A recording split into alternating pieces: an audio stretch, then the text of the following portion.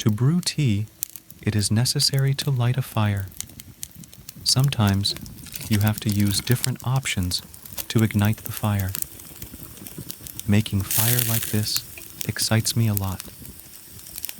Now let's listen to the sound of fire and wood and relax ourselves without leaving the video. Thank you for watching.